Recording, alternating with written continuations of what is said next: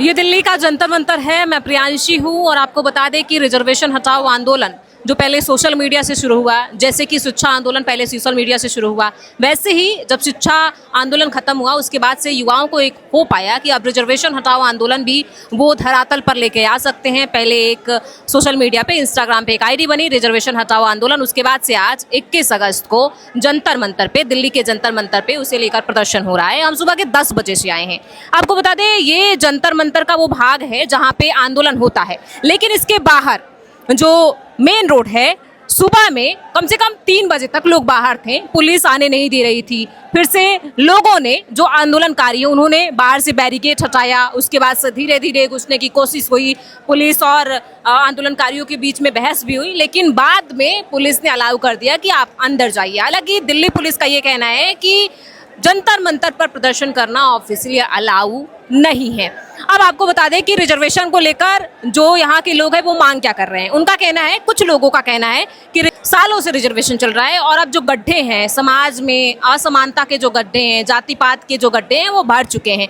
तो वहीं कुछ लोगों का कहना है कि सिर्फ क्रीमी लेयर हटाइए और गरीबी और अमीरी के रूप में, यानी कि जो लोग समाज में नीचे तबके के हैं, जो गरीब हैं, चाहे वो जनरल कैटेगरी के हों या चाहे वो SC ST के हों, उनको आरक्षण मिलना चाहिए। यहाँ पे कुछ लोग हैं, उनसे भी बात करने की कोशिश करेंगे। हालांकि जो जितने लोगों से हमने बात की, जो हमें समझ में आया, बहुत सारे लोग, मतलब सबसे ज़्यादा लोग जो हैं वो राजस्थान से आए हुए हैं। आप देख सकते हैं कुछ युवा जो है वो कंधे पर लोगों को लेके घुमा भी रहे हैं। ये विजुअल्स भी आप देख सकते हैं। रुकिए, इनसे बात करने की कोशिश करते हैं।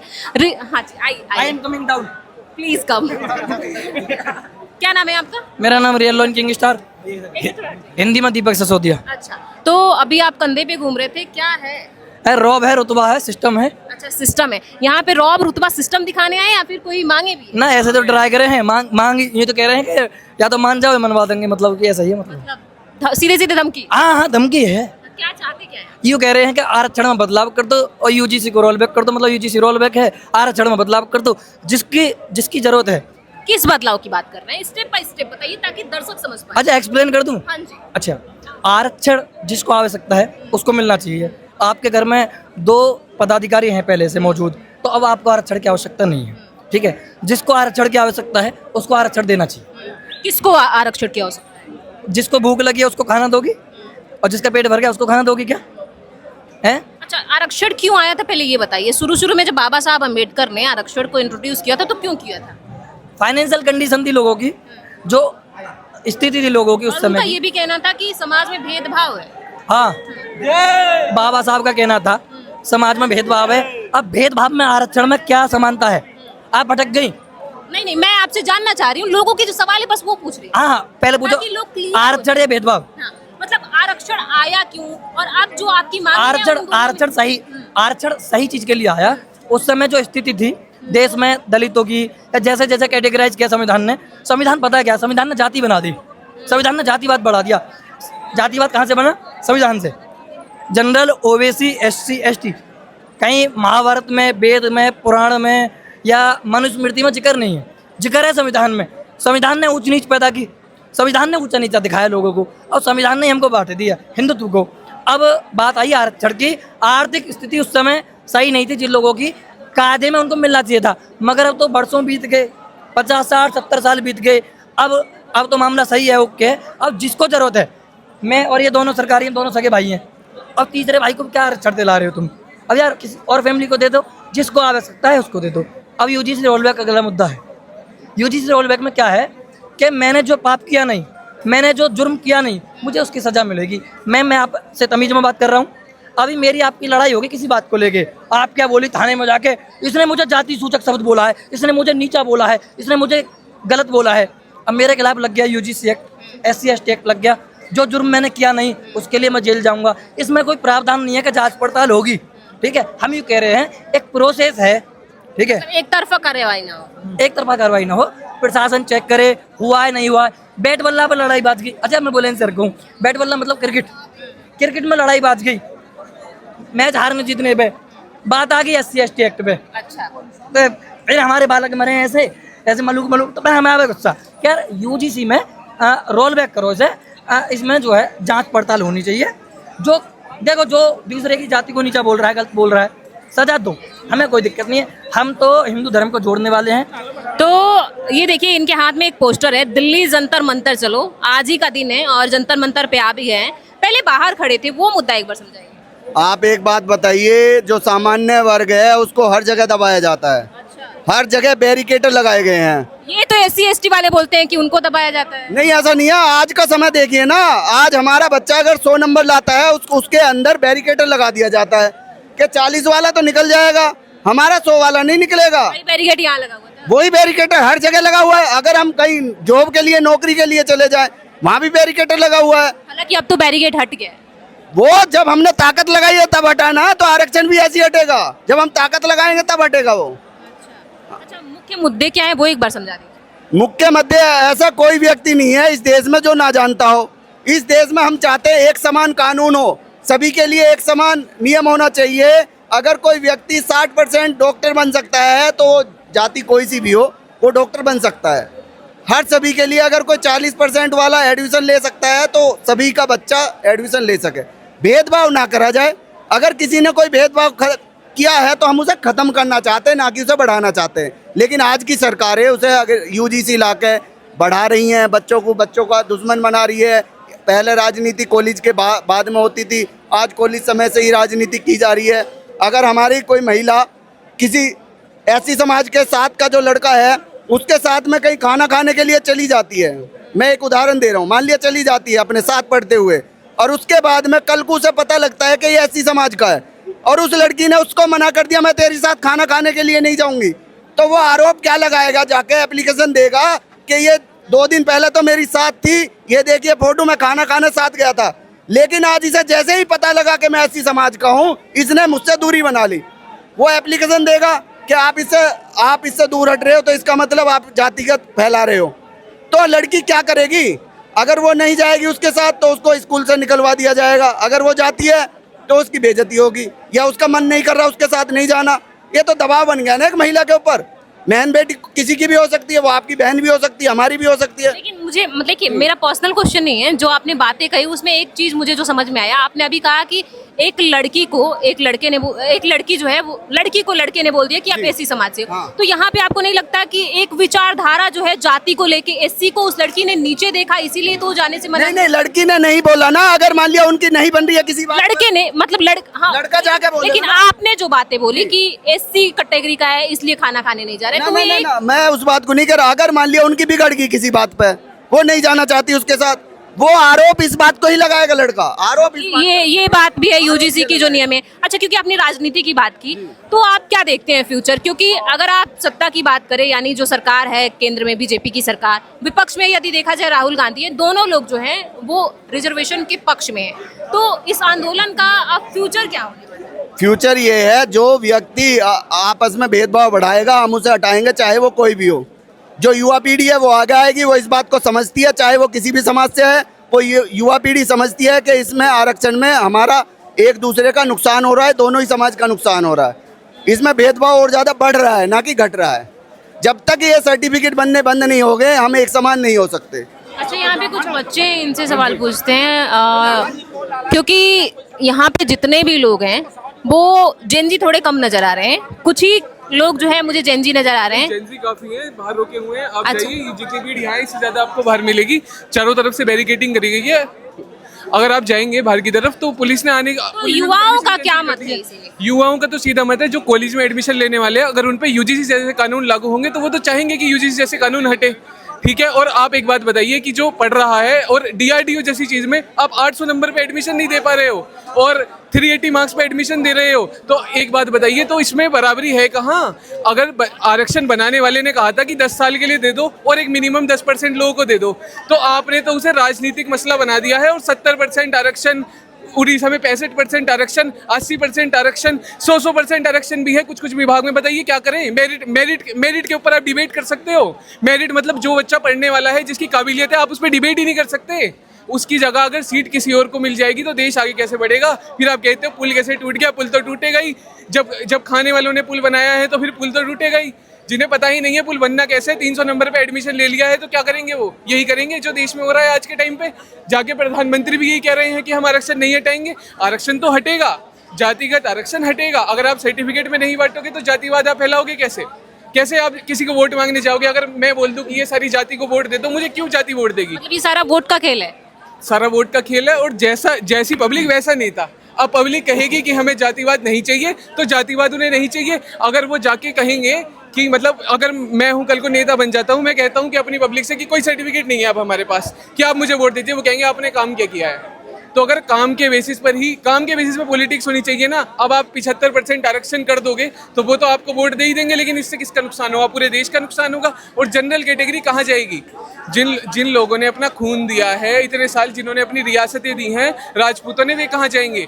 उन्होंने इस देश की नींव के लिए ही दिया ना सब कुछ, तो अब उनका नुकसान हो रहा है। अगर ऐसा ही चलता रहेगा तो कोई क्यों इस देश में, आप कहते हैं टैलेंट बाहर जा रहा है, तो टैलेंट तो बाहर जाएगा ही। वो पहले से ही टैलेंट है। अगर आप उन्हें यहाँ मौका नहीं देंगे, वो तो कहीं ना कहीं मौका ढूंढ लेंगे अपना।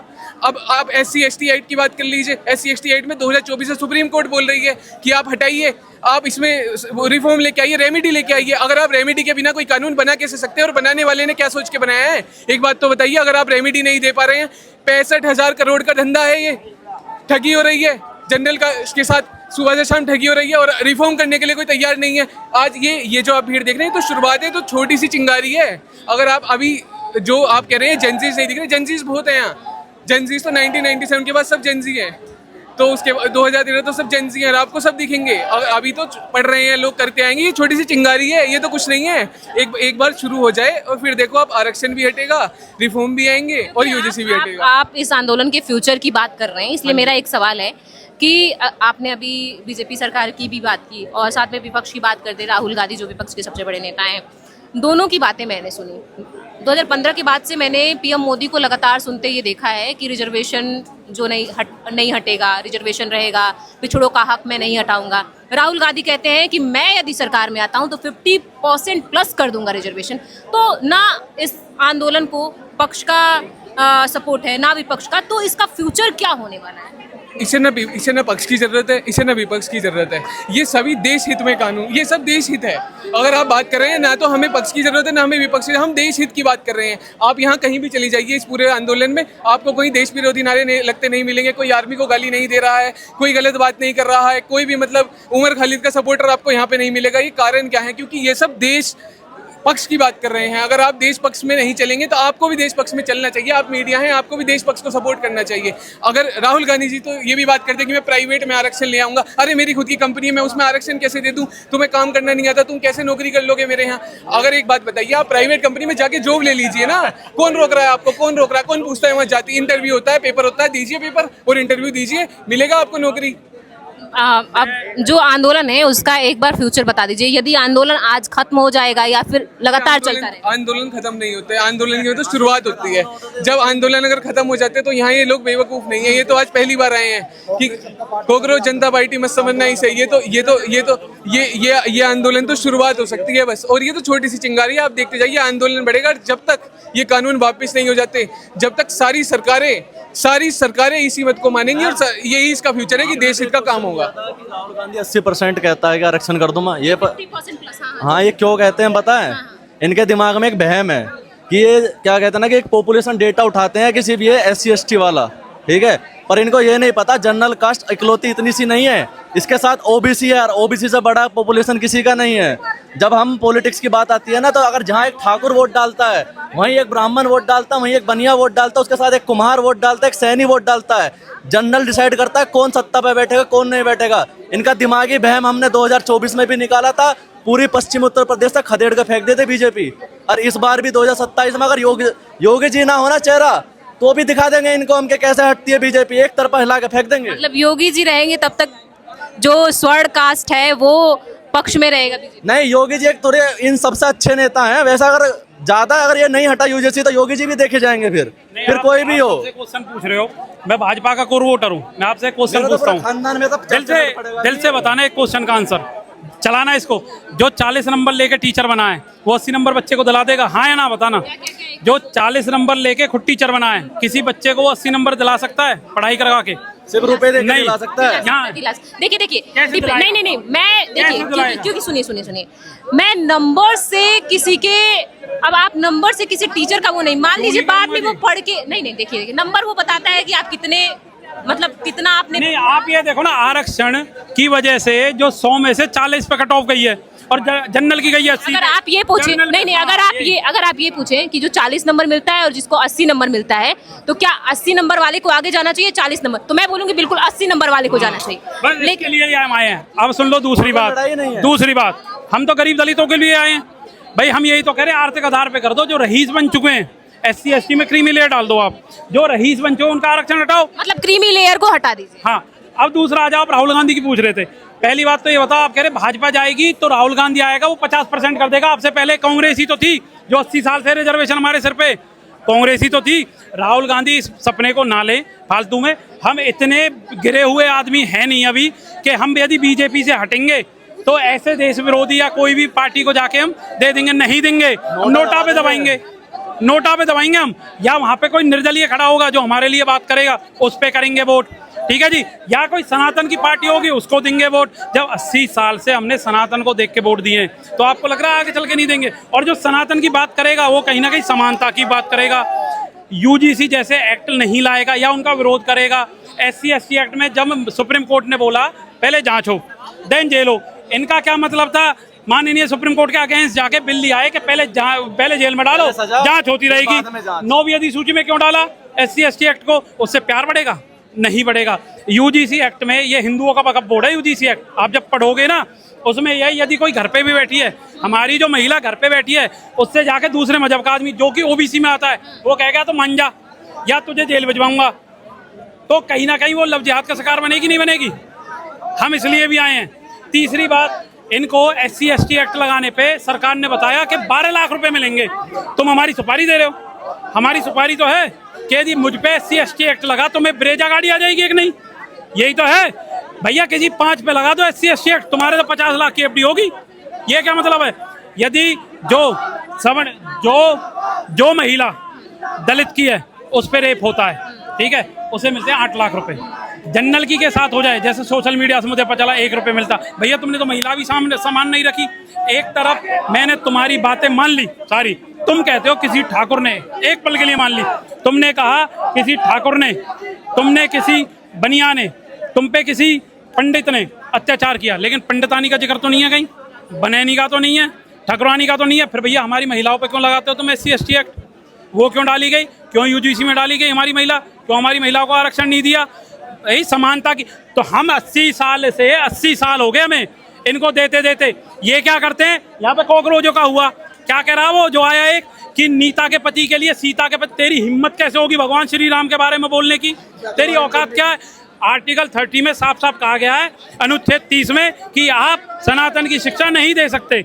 लेकिन जब शिक्षा की बात आई, तुमने सनातन की क्यों बात करी? हमारे की क्यों छेड़ा तुमने? कॉकरोचों के, ये तो दीप के तो अब आया है। मैंने 15 दिन पहले विरोध किया था कि नीट का एग्जाम हुआ है, गलत हुआ है, जो भी लीक हुआ है। अरे हमें सवर्णों का, OBC का तो 80 साल से लीक हो रहा है भाई। जनरल कास्ट की कट ऑफ जाती है 80 पे, SC ST की 40 पे जाती है। जो 40 नंबर का डिफरेंस है, क्या है ये? लीकेज ही तो है पेपर की टेक्निकली। हमारा तो भैया 80 साल से हो रहा है शोषण, और इनके पास तो कोई सबूत भी नहीं है। क्या कहते हैं? हमें पानी नहीं पीने दिया। ऊँट हो तुम, ऊँट हो या कैक्टस के पेड़ हो, तुम्हें पानी ना पीने दिया।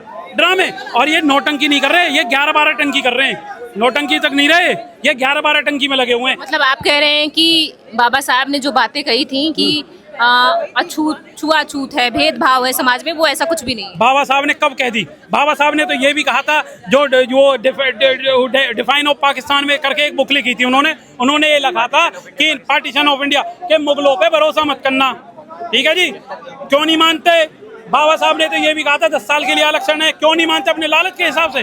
बाबा साहब को पढ़ाया किसने? 10 बार इनको बता दी, 10 लाख बार कि भैया बाबा साहब को इन्होंने पढ़ाया, उन्होंने अपनी बहन भी ब्राह्मणों के यहाँ ब्याही, रोटी बेटी का भी हो रहा, हम भी इज्जत उनकी करते हैं, टाइटल भी ब्राह्मण है।